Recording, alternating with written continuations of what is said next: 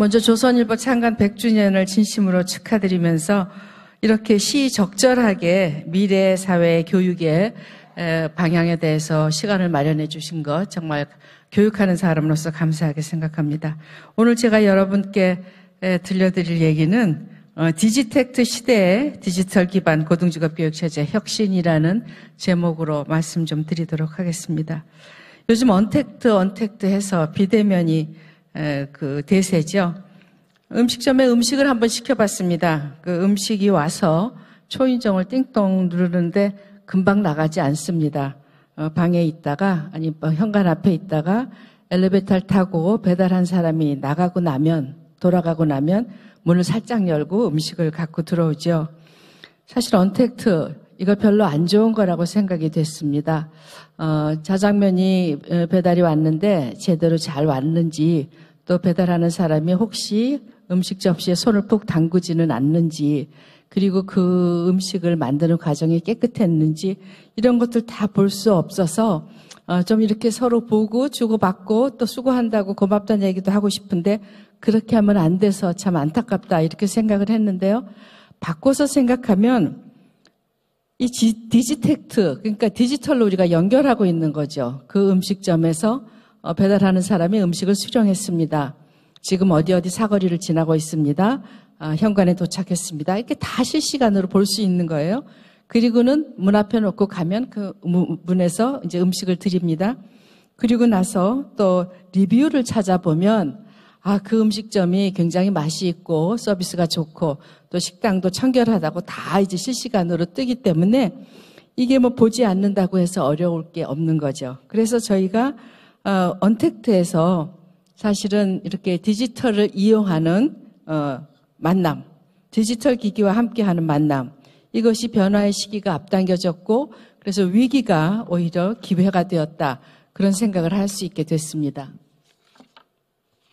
다음요.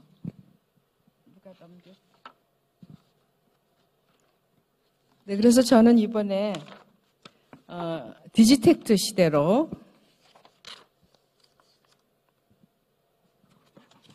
4차 산업혁명과 코로나19로 인해서 교육의 양극화가 이루어지고 또 사회 양극화가 가속돼서 이게 참 어렵다고 하지만 이때 평생 직업교육체제를 혁신해서 우리 사회 구동원 모두가 행복을 추구할 수 있는 방향을 한번 제시해 볼까 합니다. 오늘 콘텐츠는요.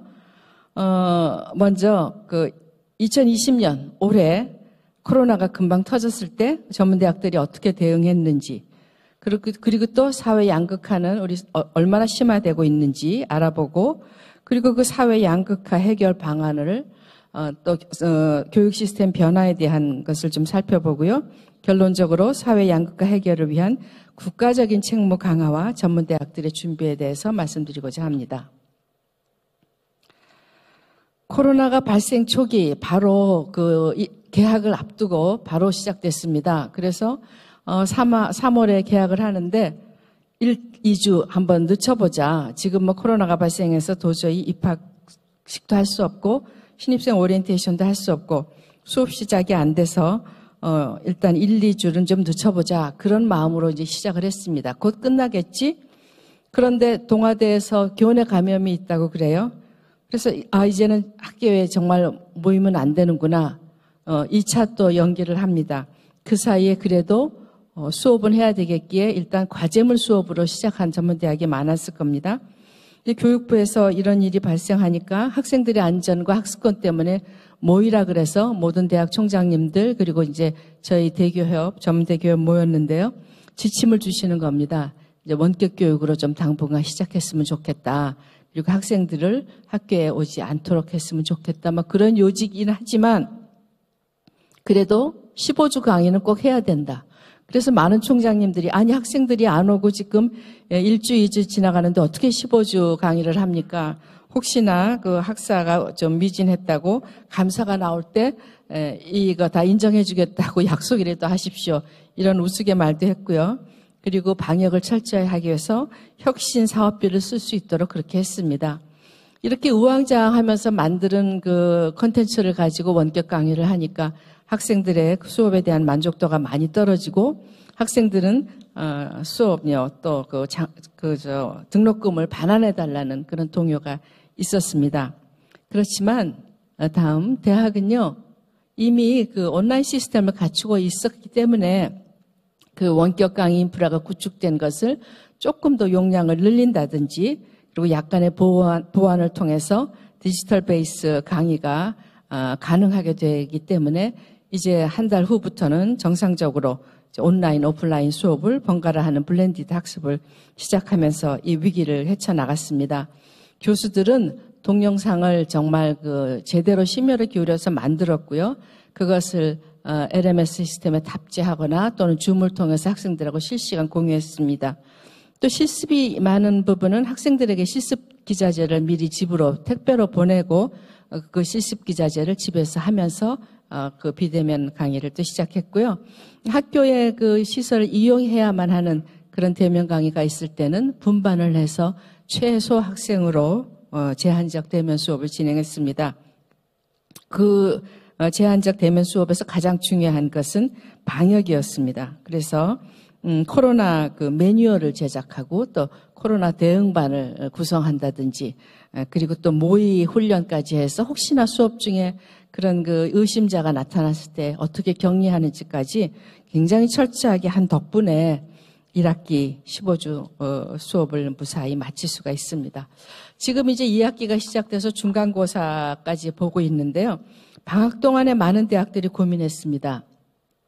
그러면 2학기 때도 계속되고 앞으로 윗 코로나로 갈 때 전문대학은 어떻게 할 것인가. 그러다 보니까 원격 교육의 핵심은 역시 컨텐츠다. 컨텐츠가 아주 잘 제작돼야만 언제 어디서나 그것을 잘 볼 수 있는 장점이 있고 또 수업이 질이 높아지기 때문에 콘텐츠 제작에 대한 이제 그 고민을 하기 시작했습니다. 그래서 콘텐츠 개발 비용을 보니까 이론 과목들은 한 과목 개발하는데 약 5천만 원이 들고요.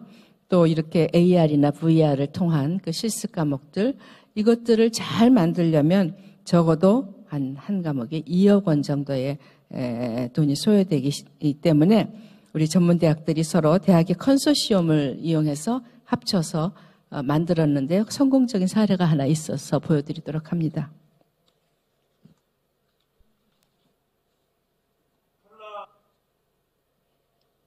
모드에서 한번 봅시다. 그리고 이 부분이 칩두골, 변자뼈죠. 이 부분이죠, 이 부분. 그리고 저편골, 나비뼈입니다. 나비뼈만 한번 볼게요. 이렇게 보시면 나비처럼 생겼죠. 좀 자세한 걸 더 확인해 보고 싶으면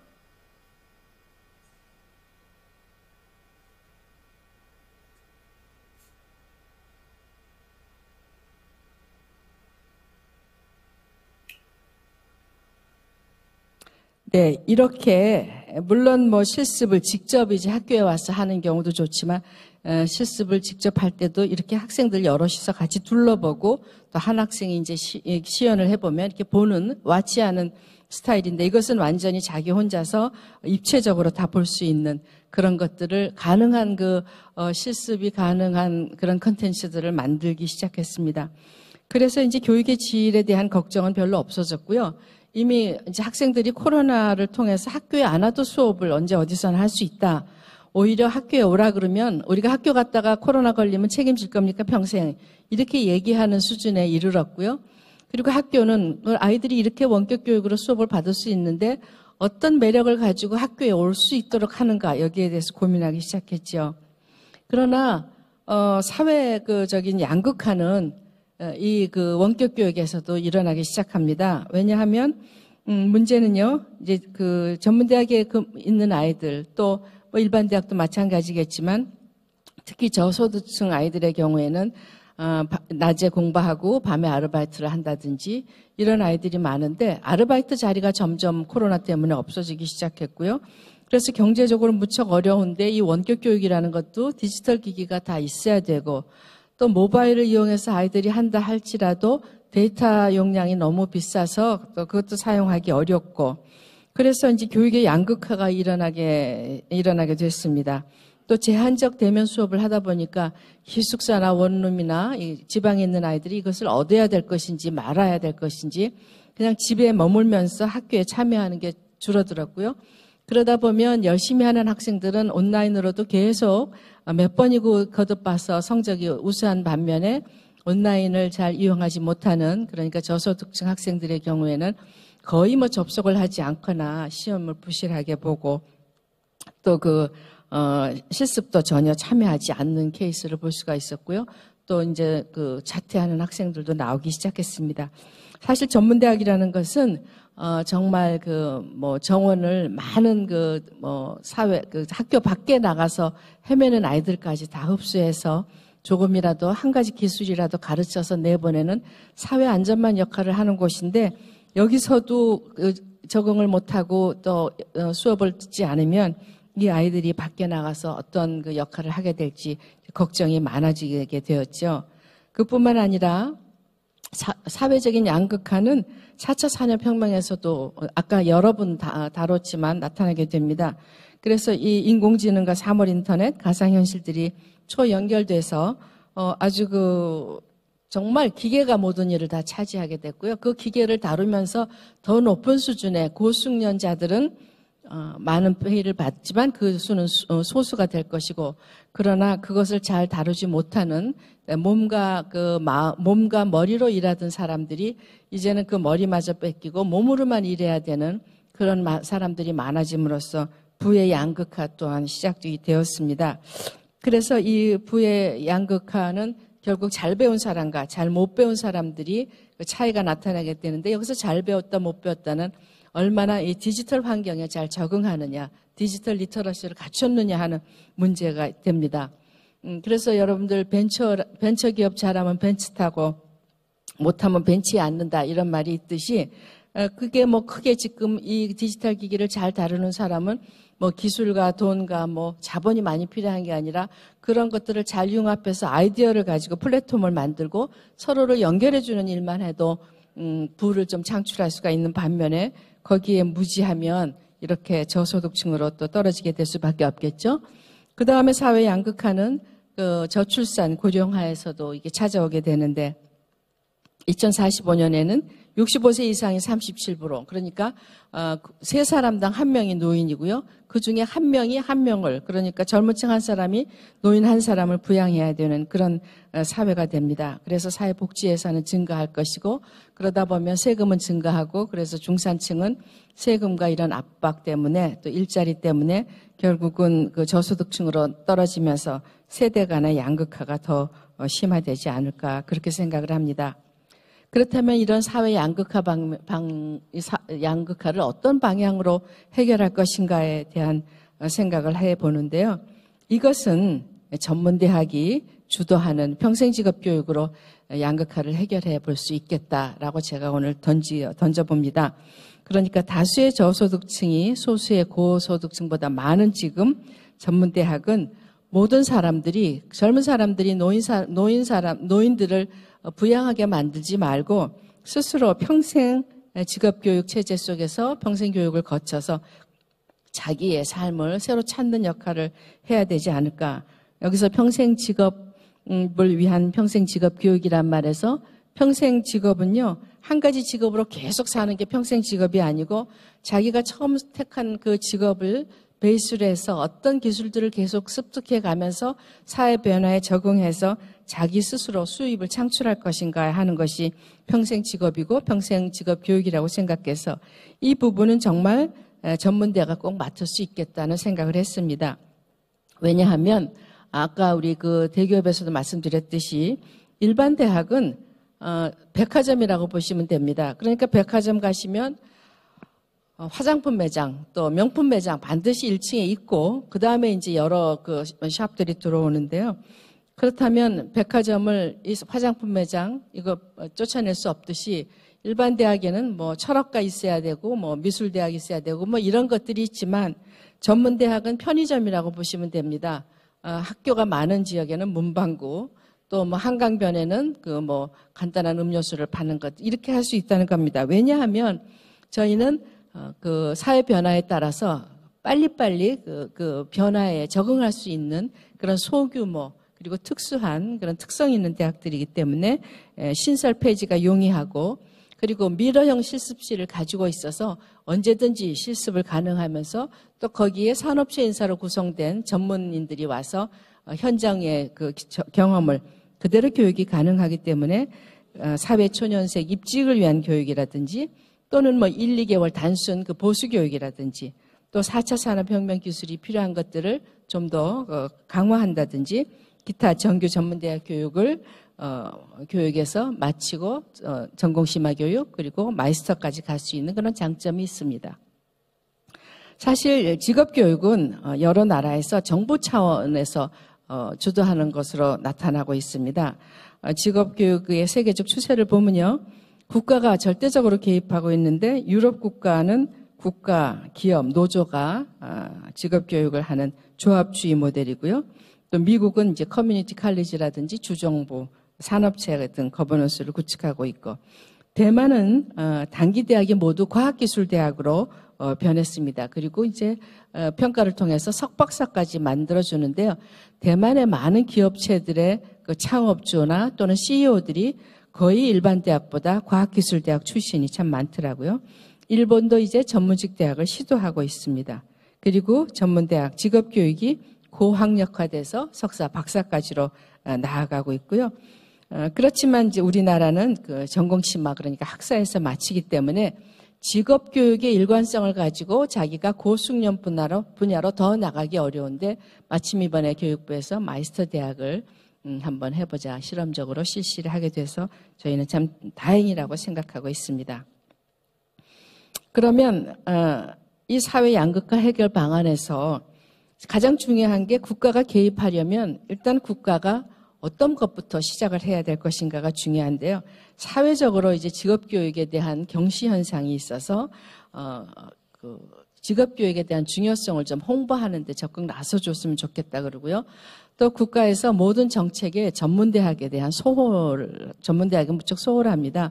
뭐 제가 많은 위원회를 봤지만 전문대 교수님, 전문대 출신들은 거의 그런데 포진하고 있지 않아요. 그런데 전문대학에서 잘 모르면서 전문대에 대한 어떤 정책을 만든다는 것은 참 그게 아이러니다 그런 생각을 합니다.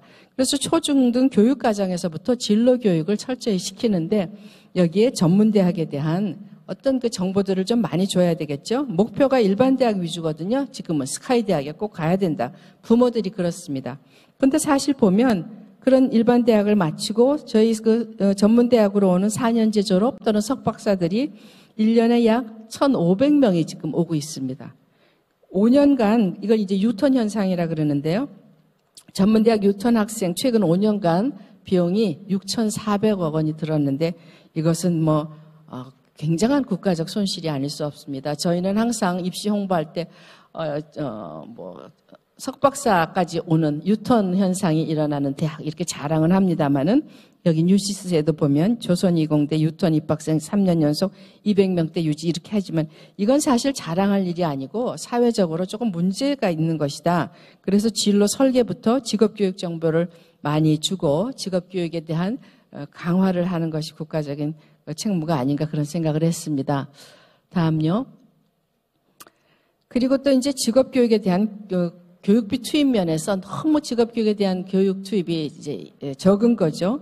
이게 지금 OECD 평균 연간 학생 1인당 공교육비인데요. 그래프를 보시면 초등학교가 한 1,000만 원, 중학교가 1,200만 원, 고등학교 1,300, 전문대학이 1,500, 일반대학이 2,100만 원 정도 OECD가 이렇게 씁니다. 그리고 이제 점점 이렇게 올라가고 있는데요. 특히 전문대학의 경우에는 더 많이 급격하게 올라가고 있는 걸 볼 수가 있습니다. 반면에 우리나라의 그 1인당 연간 학생 공교육비를 보면요. 초등학교가 1,400만 원, 중학교 1,500만 원, 고등학교 1,700, 전문대학 690, 일반대학 1,400 이렇습니다. 오히려 기초교육에 너무 그 예산 투입이 많고요. 거기다가 또 급격하게 이렇게 올라가는 증가세인데 전문대학은 그 절반이면서 계속 이제 올라가지 않고 근데 그대로 멈춰 있고요. 또 일반 대학도 너무 적습니다. OECD 평균의 한 3분의 2 정도인데 앞으로 4차 산업혁명 시대에는 이 고등교육에 대한 투입이 좀 많아져야 되지 않을까 그렇게 생각을 하죠. 그래서 보시면 OECD 공교육비 대비해서 전문대학은 50% 이하입니다. 직업교육에 대한 투자가 무척 부족한데 그 이유는 이제 여러 가지 저도 교육부에 다니면서도 기재부에 다니면서 예산 요청을 해보니까 사립대학에 돈을 주는 게 그게 마땅치 않다라고 하는 겁니다. 그래서 돈을 줄 때 항상 무슨 사업을 해서 그 사업비로 이제 그 재정 지원을 해주는데 사실 그 학생들에게 국립대학에 들어간 학생과 사립대학에 들어간 학생에 대한 이게 국가의 세금인데 세금 투입의 차이가 이렇게 난다고 하면 그거는 학생들한테 정당하게 아까 우리 대교협에서 헌법에 나오는 누구에게나 공평하게 그 교육의 권리를 누릴 수 있게 하는 거에 대해 위배되는 것이라고 저는 생각을 합니다. 그래서 직업교육에 대한 투자를 좀 해줘야 되겠다.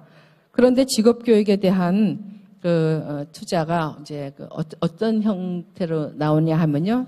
지금 전문대학 전체 국비지원금 보면 저희가 43만 명인데요. 134개 전문대학에 있는 학생 수가 1조 5천억 원을 받습니다. 여기서 국가 장학금이 1조고 국비지원금이 5천억 원인데 2018년 스카이 세계대학 국비지원금이 약 1.1조 4천억 원입니다.